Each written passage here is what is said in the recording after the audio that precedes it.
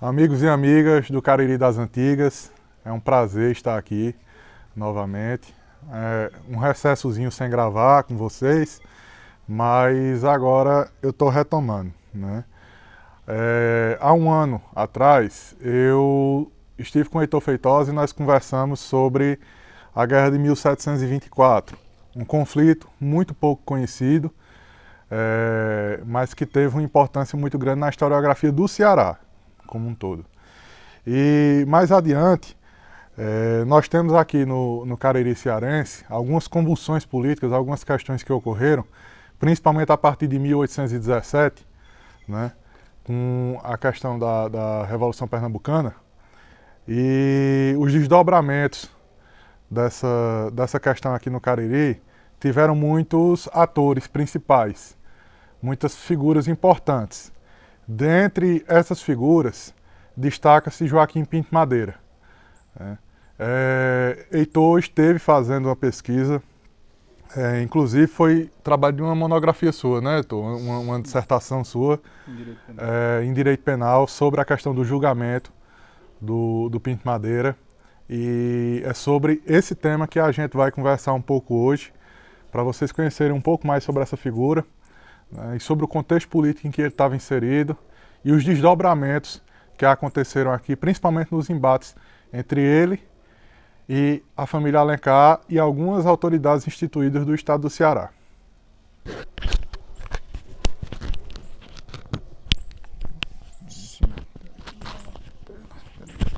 Como sua camisa é preta, dá para você colocar por cima. Aqui, né? Certo. Aqui assim, né, que você está dizendo? Pode ser, pode ser. Heitor Feitosa, prazer ter você novamente aqui no nosso canal, né? A gente tem esse objetivo, eu já tinha colocado no outro vídeo, mas aí por questões logísticas, também a pandemia, né?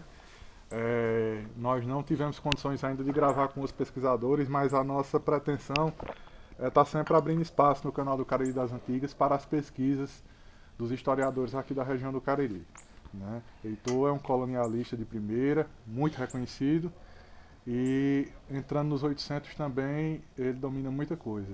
Heitor, eu sou Pinto Madeira, o que é que você pode falar para a gente sobre essa figura e sobre o ribuliço que ele causou aqui na nossa região naquele século XIX? Roberto, é um prazer estar aqui com você mais uma vez. É bondade sua dizer que eu entendo do assunto. Eu sou um mero curioso, né? No máximo um pesquisador. E sobre o coronel Pinto Madeira, Joaquim Pinto Madeira, ele é neto do primeiro advogado a chegar aqui no Cariri, o Dr. Manuel de São João Madeira, um português que se formou em Coimbra, veio ser fiscal das minas de ouro em Pernambuco, por volta da década de 1730, e na década de 1750 ele se instala aqui no Cariri. Foi dono ali do Riacho do Ouro, em Barbalha, né, naquele regato que cruza a cidade. Por que eu estou começando dessa maneira? Porque Pinto Madeira, quando foi julgado em 1834, o seu advogado, ele, de certa forma, não realizou a defesa como deveria ter sido feita, né? Inclusive recorrendo através de apelação. E Pinto Madeira praticamente foi quem fez sua própria defesa nesse tribunal do júri, que ocorreu aqui no Crato, um dos primeiros tribunais do júri, salvo engano, foi a segunda sessão de tribunal do júri que ocorreu aqui, porque o Código de Processo Criminal, né, e o Código... Peraí, viu, Roberto? Em 1830 nós teremos o Código Criminal e em 1832 o Código de Processo Criminal. Então, a aplicação dessas leis aqui eram muito recentes. E elas já estavam sendo implementadas por conta da Constituição de 1824. Então,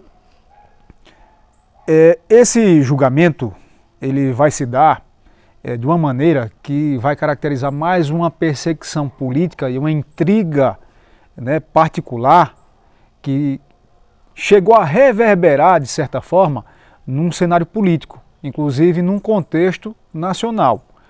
Por quê? Ao final desse conflito criado entre Joaquim Pinto Madeira, a família Alencar, os aliados da família Alencar, como os Ferreira Lima, né, e outros mais que vão se rivalizar com o Joaquim, como o coronel Leandro Bezerra Monteiro, eles vão estar divididos praticamente entre a ala dos restauradores, como era a liderada por Pinto Madeira, que tentavam o retorno de Dom Pedro I de Portugal, que estava de 1831 a 32 lutando para retomar o trono de Dom Miguel.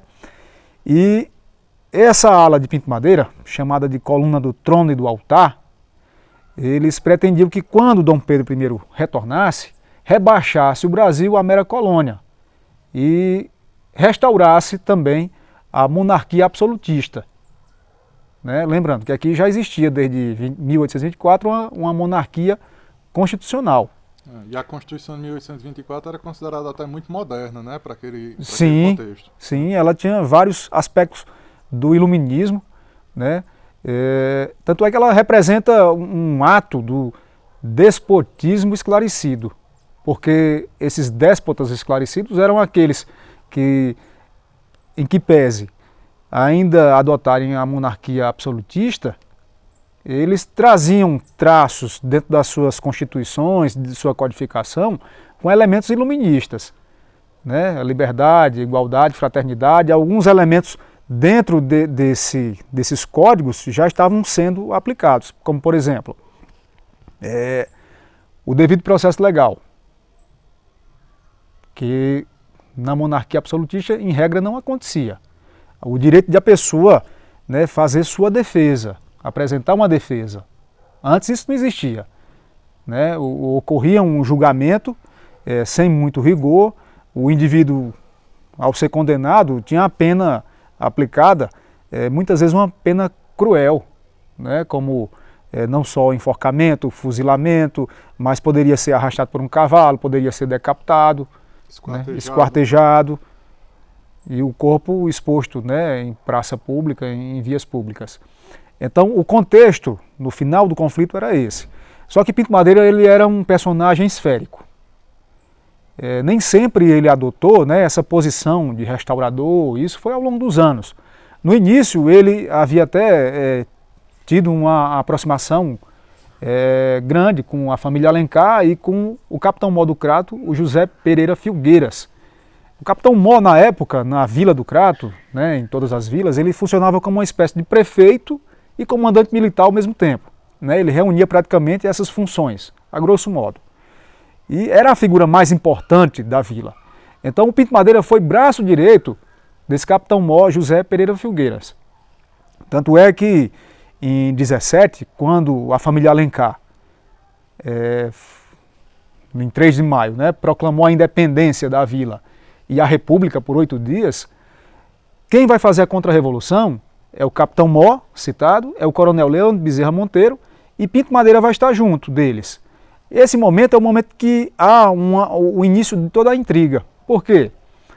Como o diácono José Martiniano de Alencar, filho de Dona Bárbara de Alencar, ele é preso juntamente com Tristão, e depois Dona Bárbara é presa lá na Paraíba, né, no sertão do Rio do Peixe, eles são todos enviados sob a escolta, né, o comando da escolta estava entregue a Joaquim Pinto Madeira.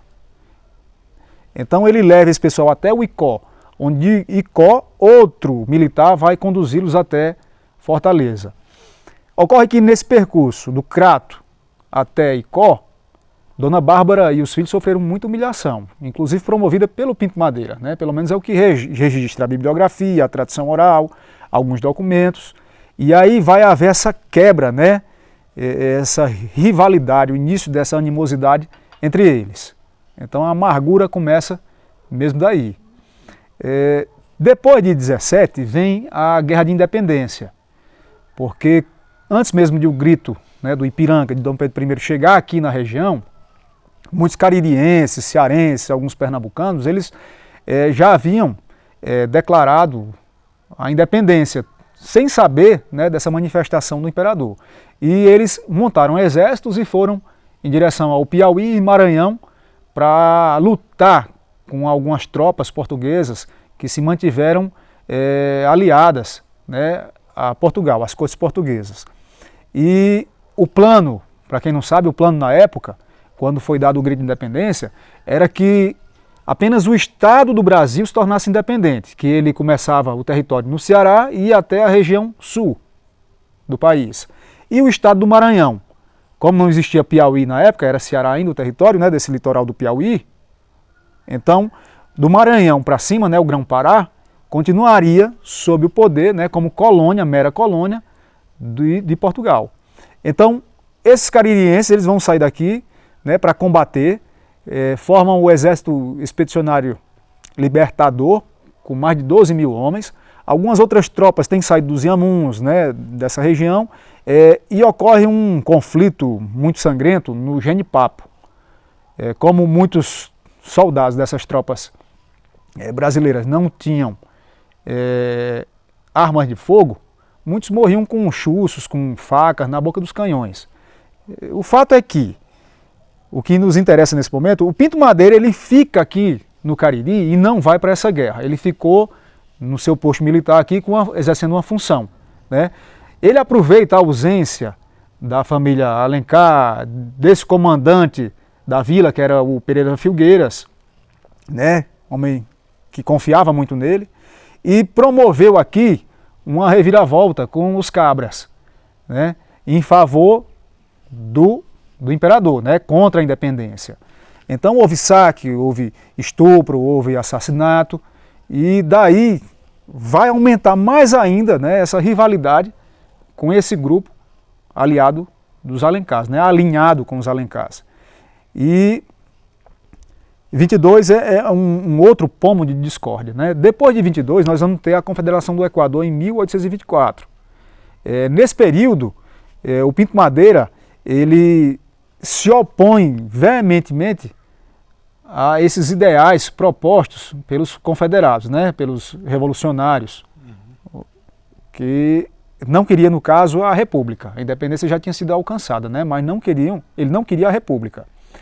E começa, a partir de certo ponto, né, a se aliar às tropas imperialistas para fazer frente a um movimento revolucionário, né? E o que ocorre? Nesse momento o Pinto Madeira ele começa a alçar com suas patentes militares, né, dentro dessa corporação e vai ganhando notoriedade, vai ganhando poder. Tanto é que chegou-se ao ponto de, quando muitos indivíduos que haviam sido presos como acusados de revolucionários em 1824, eles são julgados e alguns condenados, outros absolvidos lá em Fortaleza, na Praça dos Mártires, né, onde era aplicada a pena. Pinto Madeira se colocou com muitos cabras na região do Cocó, né, ali onde hoje tem o nome Parque do Cocó, e dizia, sob o pretexto de que todo aquele que fosse absolvido pelo tribunal militar, ele executaria a pessoa logo, né, que pudesse ter contato com ela. Então, essa discórdia ela vem aumentando paulatinamente, e quando em 1829 é criado uma agremiação chamada a Coluna do Trono e do Altar, em que vão se reunir vários indivíduos, né, que vão se opor a essas ideias republicanas e desejam, de certa forma, o retorno da monarquia absolutista. Tanto é que eles chamavam a Constituição de trambolho, né? Era esse nome que eles davam à Constituição. Era um trambolho. E faziam tanto a cabeça do povo analfabeto, né, principalmente os cabras, como era o termo aplicado aqui, que os cabras chegavam a ameaçar a Constituição de morte. Diziam que ia dar uns tiros na Constituição, que ela era coisa do diabo, né, era a lei do cão. E chega a esse ponto, para você ter ideia dessa manipulação dessas figuras, né, de liderança aqui na região. Então, Pinto Madeira, quando chega a alcançar, ele foi ainda ao Rio de Janeiro, falou com o imperador, né, e caiu nas graças do imperador Dom Pedro I e recebeu uma carta patente, né, uma autorização para comandar militarmente todo o Cariri. E nesse momento ele ganha mais inimigos, por quê? Porque a família Bezerra de Menezes, ou Bezerra Monteiro, né, é quem, na época, ocupavam, né, esse comando. Sim. Já depois de Filgueiras. Filgueiras, quando foi em 24, ele faleceu, segundo alguns, né, indo para o Rio de Janeiro, lá na região do Arraial da Saúde, em Minas Gerais. Só que os Bezerra de Menezes, eles assumiram esse comando militar, um dos indivíduos, né, ligado a essa família. E então, como Pinto Madeira alcança esse posto militar, vai causar uma rivalidade enorme. E os Bezerra de Menezes vão passar, esse clã vai passar praticamente, a sua maioria, né, vai passar para o lado dos Alencar, contra Pinto Madeira. Pinto Madeira tinha um aliado muito importante também na época, que era o padre Antônio Manuel de Souza, ou Benzi Cacetes, ou o padre Penca, né, apelidado dessa maneira, talvez pelos inimigos, que vai conseguir do imperador também, né, o título o posto de diácono da sede Olinda. Isso na época era um cargo muito importante dentro da igreja, né? E era um intelectual, uma liderança, um militante, né, da causa, e vai ser um braço forte para Pinto Madeira. Por quê? Para e passo a essa ascensão de Pinto Madeira, o senador Alencar também tem alcançado, né, muitos cargos políticos. Por exemplo, ele foi deputado à Constituinte, tanto de Portugal como daqui também do Brasil, né, e alcançou, salvo engano, no ano de 1831, o cargo de senador, né, que era vitalício. E ele tinha um projeto também de não só um projeto na esfera política nacional, mas também voltado a essas intrigas locais que ele havia deixado no seu passado. E uma delas era justamente Pinto Madeira, não mais agora só por causa da humilhação trazida para a mãe dele, Dona Bárbara de Alencar, não mais só pela essa revolta e essa oposição em 1822, pela independência, mas também por alguns assassinatos ocorridos dentro do clã Alencar, principalmente do padre Carlos Alencar. Carlos Alencar era irmão do senador Alencar, filho de Dona Bárbara de Alencar. Ele foi morto em 1824, segundo um documento, né, a mando de Joaquim Pinto Madeira, lá na Serra do Beju,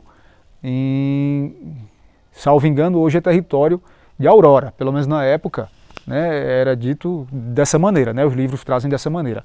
Lá, uma lenda antiquíssima diz que, uma oralidade, existe uma assombração, que seria o fogo diamante, um padre assassinado lá, covardemente, lá emitiria essa luz, e daí seria a alma desse padre, né? Mas o fato é que, nesse local, foi assassinado o padre Carlos, irmão do senador, a mando de Pinto Madeira.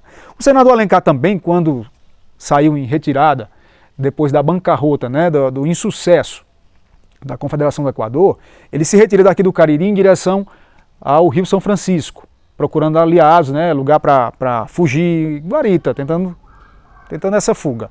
E fugiu na companhia de um sobrinho de 13 anos, filho de sua irmã, a Joaquina, né? E o fato é que Pinto Madeira havia mandado um grupo de cabras em busca deles. E quando há esse encontro, esses cabras vão dar uma saraivada, né, uma rajada de tiros neles, e o sobrinho do senador Alencar acaba falecendo, né, nessa ocasião. Então, aumenta ainda mais um motivo para essa intriga. A Comissão Científica de Exploração, que Dom Pedro II enviou para aqui, para o Ceará, entre 1859 a 1861, tinha uma figura importante que relatou vários fatos e apanhou muita oralidade aqui na região, que era o médico botânico Francisco Freire Alemão. Nesse diário, ele, em entrevista com uma pessoa da família Alencar, essa pessoa revela que mais de 22 pessoas, mais de 21 integrantes da família Alencar, né, foram mortos a mando de Pinto Madeira. Então veja só como a coisa era mais séria, né, do que a gente imagina. Então, retornando a essa ascensão, tanto de Alencar como do Pinto Madeira, quando chega o ano de 1831, Alencar vem conseguindo minar esse poder de Pinto Madeira. Por exemplo, consegue que a carta patente de coronel dele seja cassada, e também um comando militar sobre todo o Cariri. Consegue retirar uma pensão que ele recebia do governo imperial. E também consegue, de certa forma, que a Câmara do Crato decrete a prisão de Pinto Madeira. Baseado em quê? Essa prisão? Essa prisão, ela se dava por mais ou menos 8 infrações, né? Era, por exemplo, Pinto Madeira estava sendo acusado desses homicídios, né, que haviam ocorrido, e também na participação dele na época do julgamento da Comissão Matuta, né, que ocorreu aqui no ICO em 1824. Então, queriam prender Pinto Madeira por conta disso também, entendeu? Sim. Eram vários crimes, não eram só um.